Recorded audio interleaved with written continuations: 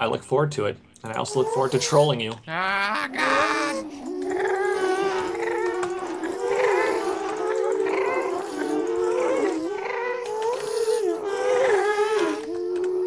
Gas create lag.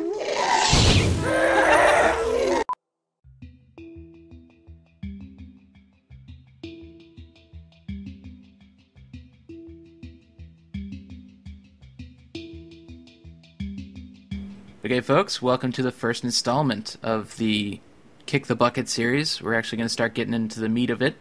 This installment's going to be called Basics and Best Practices. So we're going to go over the very beginnings of what you're going to need to know to do this and how to implement it right. Okay, so let's dive right in. One of the biggest things you're going to need to know how to utilize when taking advantage of command blocks are clocks. First and foremost, what a clock is within Minecraft is basically a circuit with an output that is turning on and off. The pace of that circuit turning on and off can be really anything, and what we want to demonstrate here is that there are a number of different ways to build clocks and adjust their speed. So we're going to start with this first clock here. This is a very basic clock.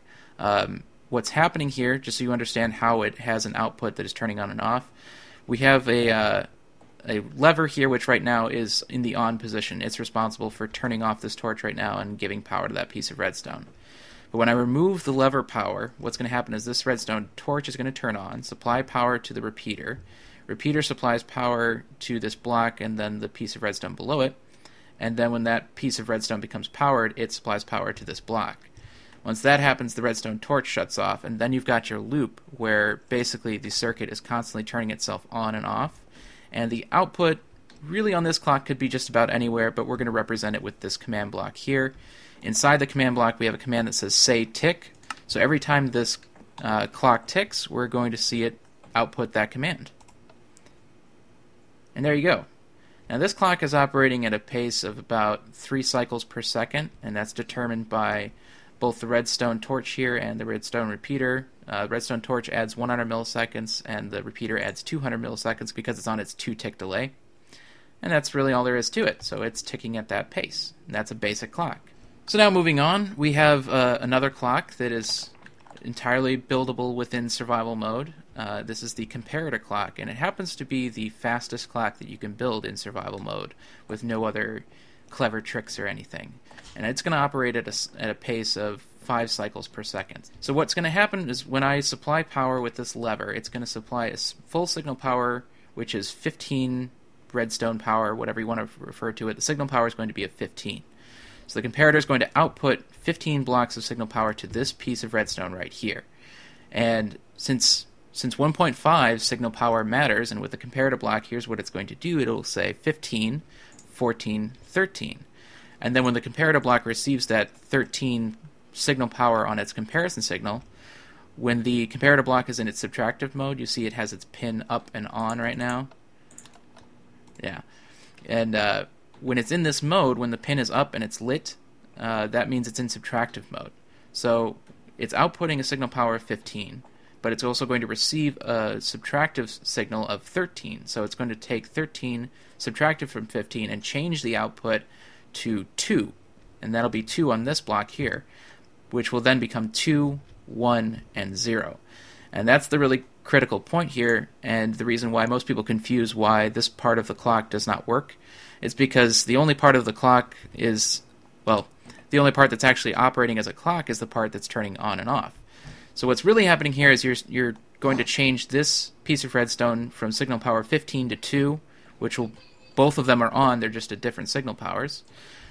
Same here, would be 14 and 1, but this is the only one that's going to be going from on and off. It'll be going from signal power 13 to 0. So when I turn this on, that's the part where you get the output. And as you can see, it ticks much faster than that clock over there. Yeah, so we marked the red. Obviously the one down here would work if we didn't have a lever next to it, but I marked in red where it doesn't work. But you could also extend the redstone, the redstone signals a little farther out, and then it'll work. But if you want to run a block off of, or run a device off of something this small, just using those 3 redstones, then that's sort of the configuration you need to do. You need to put it right there. Okay, so over here we now have a hopper clock. There is a survival version of the hopper clock, but we thought it was much more important to show you the creative mode version of it because it allows you to use the command blocks and implement a specific command referred to as transfer cooldown. So to explain that, what we've got here is we have two hoppers. You can see they're both pointed at each other. And inside the hoppers we have one piece of stone. And it's basically going to be transferring that stone back and forth between each other. And then on this side we have a comparator block that's going to be waiting for that stone to hop into this hopper here. When it does, it lights up this command block here, which will say that's where we're just outputting the tick, just to let you know that it's ticking. It also powers up this piece of redstone and turns on this command block, which executes this command. So this command is block data, and it's targeting, these are relative coordinates, it's targeting one down in the negative y and one over in the, negative z. So you can see if we turn on F3, we're looking in the negative z. It's basically looking at this hopper right here, and it's going to affect its block data. And the specific block data that it's changing is its cooldown, or its transfer cooldown, which means how quickly it's transferring the item. Now, ordinarily, a hopper has a transfer cooldown of 2, which is equivalent to 2 game ticks. So this unit, or this value here, the unit for it is game ticks. So we've changed 2 to 60, which effectively increases it by 30 times that amount. So you're going to notice that it's going to be much slower.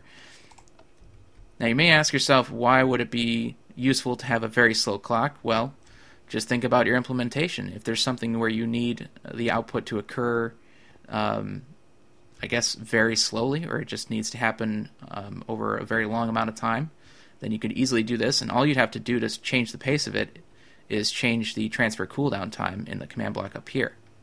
Yeah, I think you covered everything very well. I think there's some very interesting implementations for this. It's nice because you're not running a clock every tick or, very often. If you need something that just needs to happen every 10 minutes, then you can achieve that using a device like this. Alright, over here we have one other version of the hopper clock. This is what Peng refers to as a multidimensional one, and I kind of like that name, because what we're really doing is we're expanding that hopper behavior to multiple hoppers. So we have them strung in a circle here. If you can see the way they're pointed, they're all pointed at each other in a circle. It's the same sort of property. This hopper has the stone in it, and it's going to pass that stone around in a circle, basically. And the usefulness of this is that you're actually going to get a ticking clock, but it's going to tick with 4 distinct outputs. Now, just for argument's sake, you could open this up to like 8 or 16 hoppers all strung in a circle, however many you want to do, and then have that many different outputs all sequenced in order. And to prove that order, we're going to flip it on here. I added a delay. Ah, yes. So you see that when it clicks over to this, to tick number 4, I guess, it slows down the sequence. So you see he's just added in that transfer cooldown. So you see it goes 1, 2, 3, 4, 1, 2, 3, 4, and it just kind of pauses at 4 because we added that transfer cooldown. So that's one of the ways you could sort of implement that timing feature. Exactly. I think that's totally cool because then, I mean, that gives you total control and you can configure this however you want for whatever purpose you need. I mean, if you wanted a sequence of titles or something and you wanted someone, like, maybe one title is longer than another, and you could, there's just infinite possibilities for having something like this, and it never breaks. You could even put a clock like this, not in spawn chunks, so. Okay, so last but oh so certainly not least is the massive, most powerful fill clock, and I'm going to kick it over to Peng and he's going to explain the fill clock. There's lots of different ways to create a fill clock, but let me just show you the basic theory behind it. So you basically have blocks that are being replaced every tick, so it changes from one to another, and one of the blocks that's changing is the redstone. So the redstone block. So you'll see, I don't have any commands in any of these, I'm just sort of showing the practice. So to show you what the clock will do, it'll replace them with stone like this, and then it'll replace them back like that. So if you put a block right in here, it's actually replacing them so fast that you don't even see it happening. To prove that it's happening, we'll just put a tick here, and you can see, holy cow, it's going it's going strong. I'm just turning that off. I've made it so you can see, you know, it's changing stone to redstone. So if you see I place a stone block, it's changing it, and then at this point it's not changing it over here. So you can see this is where the clock ends, and then over this way, this is where the clock ends. And because I'm doing a fill replace command, it's only changing from the ones that are there to stone and to back. So it leaves the air alone. That's what the replace command is benefiting for. So really the point of this is to run commands every tick for things that need to be updating all the time. And we'll show you some of the best practices with that. We're hoping that, you know, if you need more information about how these work exactly, there's lots of videos out there for setting up how these work. There's lots of different configurations. I like the little pillar configuration. I've seen other people do something more like to the side, or they'll use falling sand. There's lots of different ways. We've noticed that the configuration or the shape of them isn't necessarily have a big performance factor. It's more what makes sense in your brain, and the pillar configuration makes sense to me, so that's why I use this one. And for those of you who are curious about what the commands actually are and how they work or whatever, I do have a video about the fill clock where you guys can see exactly how you type it in and why you type it in the way you do. But yeah, again, just to stress what it's really doing is it's looking at a region and continually filling and replacing each game tick within that region. And like Peng said, it's obviously meant to look at two specific block types and only replace those block types, rather than just filling a region with redstone and then removing it, which would create chunk updates. And what you want to do is, if you're going to do a clock like this, you don't want to use a block that's going to cause a lighting update. So glass is a bad one, because you'll be going from glass to a redstone block, which they have a different lighting factor because light can go through glass.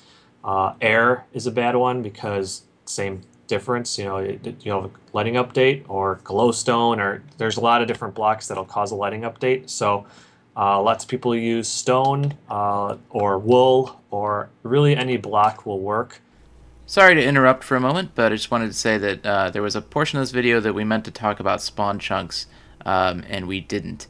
And the important thing is that everything we're doing with command blocks, the idea is you want to set all this stuff up in spawn chunks. So when you're creating fill clocks that are running command blocks, put them in your spawn chunks. If you want to know why, everything you see behind me is all from a setup tutorial video where I talk about everything you need to know about spawn chunks. So I'm going to leave a link. You guys can go check out that video if you're curious. But if you know what spawn chunks are, the only thing you got to know is everything we're going to teach you guys, build it in spawn chunks. Beyond that, we'll explain that later in the series. Now let's get back to the video. So we've set up a vast array of tests here. As you can see, there's quite a few command blocks with clocks. We've separated them all out. I was testing lots of different configurations and compact, and if the command block is above or below, lots of different tests we did. But we came up with some interesting results. So if you want to head over here, the first result is the magic number 63. So what the magic number 63 means is you can only have 63 clocks clocking in one chunk, and that's a chunk totally vertical from 0 to 255. If you need more information on how to find chunk borders and using chunks, there's plenty of stuff out there to learn that. But to prove my point, right now there's 63 clocks clocking in here, and then the clock nodes are the ones that are like filling back and forth. So I can put some more command blocks in here. If I just throw some in here, you can see that there's no difference in the amount of download and upload the server has, and I will be giving elusive. I have monitors up and things so you can sort of see the uploads and downloads, but as soon as I put one more clock block, all of a sudden the download jumps up to quite a bit and it starts to lag and performance so I'll turn that back off. But as long as you keep the number of nodes for the clock under 63 per chunk, then that's the magic number you need to stay up, because after that you'll get chunk updates. One thing you can show if you want to bring up the F3 menu, Elusive, you can see that there's 0 chunk updates, right? Yep. If I put one more block in here, you can see that it goes up to like a lot. Yeah, it spiked earlier to 200. It was ridiculous. Yeah. So you can see, okay, that goes back down. So obviously those chunk updates are causing a lot of client performance issues. Now, if we stand far away from this, it'll be fine. But obviously, you know, it's good to have your stuff away from the players so that they don't have to be near it. But that's one way if you want to have the players near it, or if you want to show them and you don't want to have their client explode, you might want to make sure you follow the 63 rule. And yeah, just to make sure that you guys are well aware that this is something you want to be aware of as you're creating these clocks. That magic number of 63 is very real. I've been able to test it on a piss-poor DSL connection, and whenever I got close to command blocks that weren't basically following this rule of 63 nodes within a chunk, it was awful, absolutely unplayable when I was near the command blocks. I had to get about 200 blocks away from the command blocks before I could actually play on the server. So it's definitely something you're going to want to be aware of and make sure that you adhere to these sort of standards. Yeah, because it makes it hard if you're going to be actually administrating or debugging or working on command block on a server. You want to make sure the performance is good for the people playing and for yourself if you want to even get near the command blocks, because you don't want to have to upload and download the map every 2 minutes you want to change it. So all the ones down here, it's just clocking command blocks that don't have commands in them. Obviously that's not something you'll be doing in your map. You'll actually want to be running commands. So we started to test some of the performance factors of commands. So one of the things I wanted to test was if you leave a selector, if you have a selector that's failing all the time, what performance impacts it has on server and client. So if you want to look at, I have just a TP command, and it's trying to TP all players that are in game mode 3 to themselves. So we're not in game mode 3, which is spectator mode, so these will basically be doing nothing. So if we turn all these on. All right, you can see I left one of these out because I didn't want to go over 63. But so really there's almost no performance change in my network or the server at all, even though all these are clocking and they're all running a command that's failing a selector. It almost has no performance difference in any of the monitors we have. And you can see there's about almost 100 blocks clocking right now with 100 command blocks attached to them. So I mean, I think that's pretty impressive. So what that tells me is if you have a majority of your command blocks clocking but just failing most of the time, like if you're using a scoreboard or if you're using a player's position, or there's a lot of different ways where the clock will be checking and trying to figure out what's true or false, and it's just failing most of the time, that you can have a lot of those going, but it won't hurt your server that much. So the next thing I tried was just teleporting everybody. So I realized this is probably going to have some sort of performance impact because it's actually going to be doing something to everybody. Right now there's only 2 of us, so it's only going to be affecting both of us. So if I turn all these on, you'll notice that my upload and download increased quite a bit because it's sending me information. And it's probably doing the same for you if you have your monitors up. We still have, quite a lot of command blocks running, and the server is still playable, but it's, there are all these commands are affecting one person, and it's still pretty playable. I think that's nice, because then you're like, oh, well, if I can only run a certain number of commands, but it seems like, depending on their internet connection, you could probably run up to 100 commands every tick, which most likely won't ever happen, but we just wanted to test that. So one of the commands that would made a lot more impact to me was the execute and detect command. I think this is one of the commands I'm going to use a lot. It detects if players are near or around certain configurations of blocks. We'll get into some of the uses for this.